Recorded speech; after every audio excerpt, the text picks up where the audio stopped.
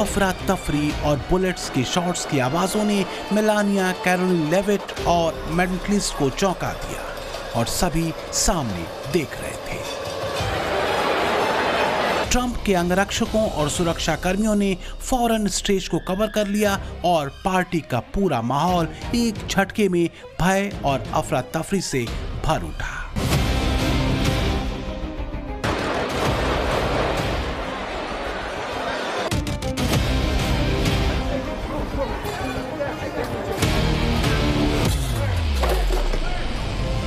I've done a lot. We've done a lot. We've taken this country, and we were a laughing stock for years, and now we're the hottest country anywhere in the world. We've changed this country, and there are a lot of people that are not happy about that.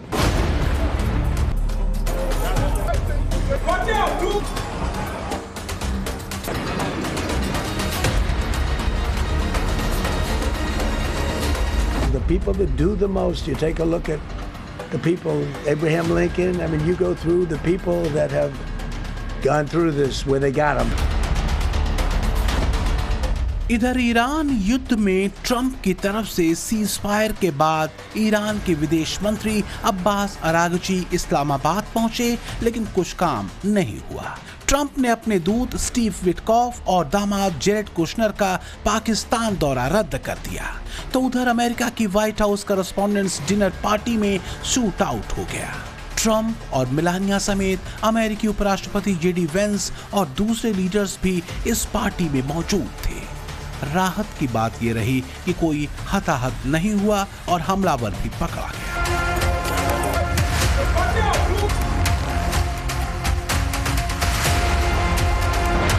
तो किसने किया Washington की एक dinner party में Trump पर हमला?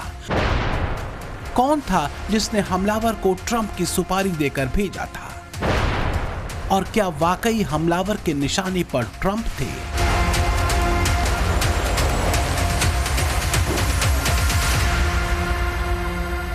Trump पर हुए हमले की खबर पूरी दुनिया में आग की तरह फैली। हालांकि कुछ देर बाद ही ट्रंप ने इस हमले को लेकर एक प्रेस कॉन्फ्रेंस की, जिसमें उन्होंने हमले की पूरी जानकारी दी, साथ ही ये भी बताया कि आखिर उन पर हमला क्यों हुआ। Well, you know, I've studied assassinations, and I must tell you, the most impactful people, the people that do the most, you take a look at the people, Abraham Lincoln, I mean, you go through the people that have gone through this, where they got them. But the people that do the most, the people that make the biggest impact, they're the ones that they go after.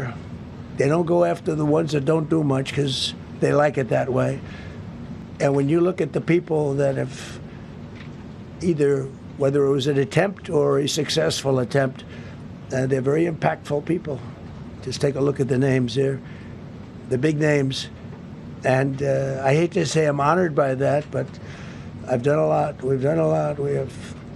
We've taken this country, and we were a laughing stock for years, and now we're the hottest country anywhere in the world. We've changed this country, and there are a lot of people that are not happy about that.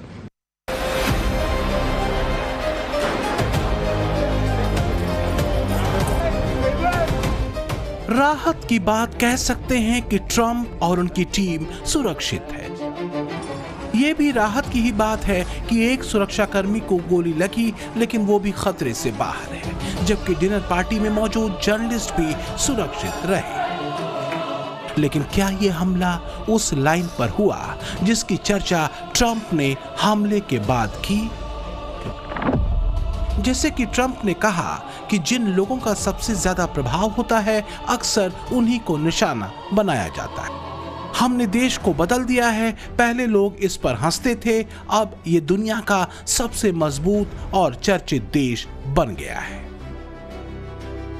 वैसे अगर देखें तो Trump की नीतियों के विरुद्ध America के भीतर नाराजगी चरम पर है, लेकिन बावजूद इसके किसी भी कीमत पर हिंसा या हमले को जस्टिफाई नहीं किया जा सकता।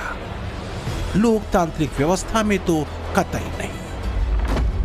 ट्रंप दावा करते रहे हैं कि चूंकि वो अमेरिका को ग्रेट बनाने में जुटे हैं, इसलिए वो अपने विरोधियों की आंखों में चुभते हैं।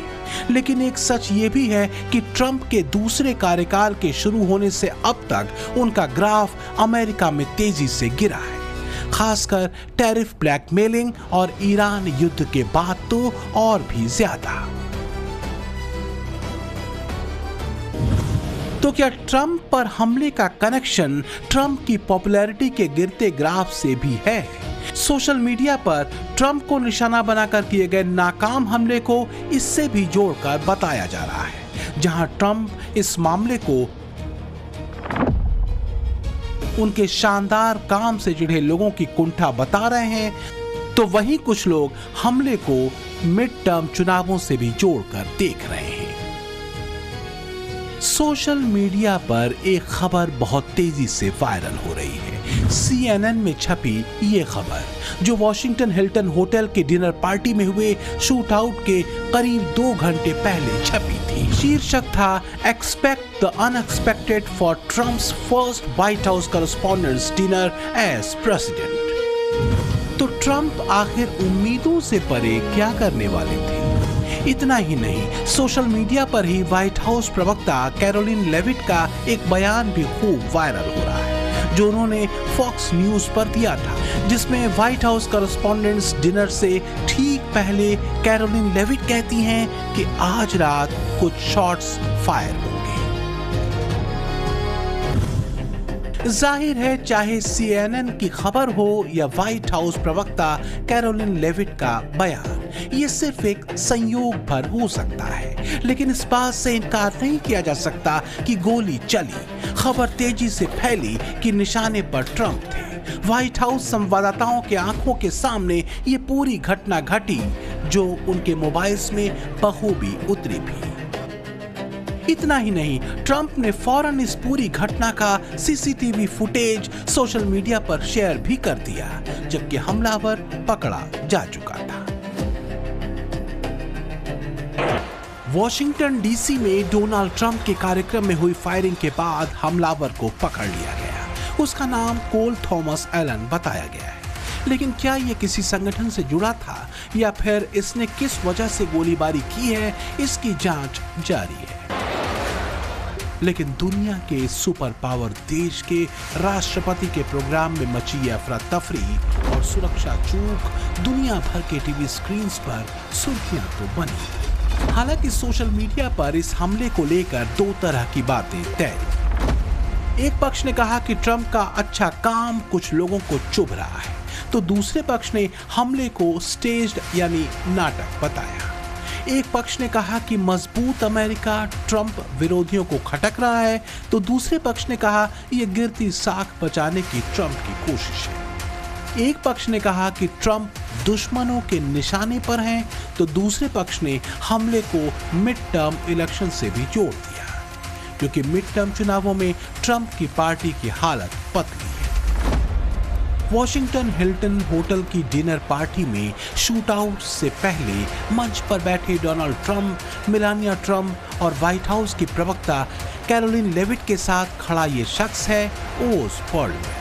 ओज पर्लमैन अमेरिका के जाने माने मेंटलिस्ट हैं, जो माइंड पढ़ने के अपने हुनर की प्रस्तुति ट्रंप को दे रहे थे। वैसे ट्रंप के माइंड को पढ़ना क्या आसान है?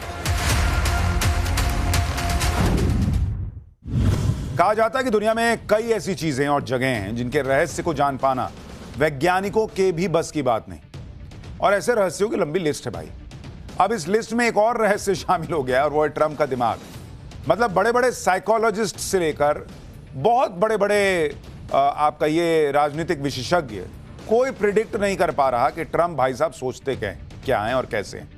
ट्रंप के इस दिमाग ने दुनिया की ऐसी की तैसी करके रख दी। आप सोचिए जरा, जिस शख्स को मुनीर में बेहतरीन जनरल दिखे और दुनिया में तेज रफ्तार से दौड़ती 2 बड़ी इकोनॉमी भारत और चीन जैसे देशों में नर्क दिखाई दे, उसका मानसिक स्तर क्या ही होगा। ईरान ने इस बार ट्रंप की गर्दन ऐसी पकड़ी है कि छटपटा रहे हैं कि बस कोई निकाल भर दे इस हरमुज वाले पचड़े से। हाल यह है कि अमेरिका में ट्रंप के खिलाफ अब जनता खुलकर बोलने लगी है।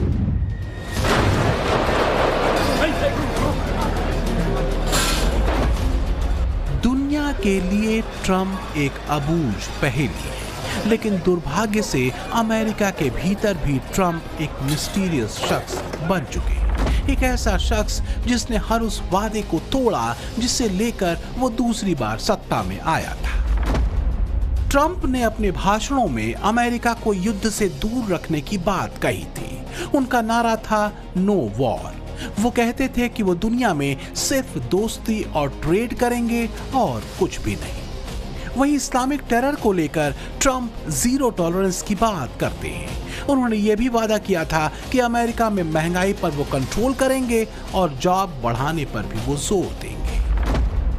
तो वहीं ग्लोबल लेवल पर भी ट्रंप ने अमेरिका के साथ रिश्तों की ऐसी तैसी कर दी। जैसे सत्ता में आते ही ट्रंप ने मैक्सिको कनाडा को धमकाया, तो वहीं ग्रीनलैंड पर कब्जे की बात कही। समय समय पर यूरोपीय यूनियन के देशों के लीडर्स को अपमानित ट्रंप करते रहे, पर्सनल टिप्पणियां की और नेटो को कमजोर भी करने के आरोप ट्रंप पर लगते हैं। और तो और भारत समेत कई देशों पर ट्रंप ने अवैध टैरिफ लगाया। इसके साथ ही निजी हित में आतंकी देश पाकिस्तान से करीबी भी बनाई। ट्रंप के ऐसे अविश्वसनीय व्यवहार ने उन्हें दुनिया में बुरी तरह अलग थलग कर दिया है। ईरान युद्ध और इसके बाद शुरू हुए हॉर्मुज संकट का हल ट्रंप अभी तक खोज नहीं पाए। इस्लामाबाद टॉक फेल हो चुकी है।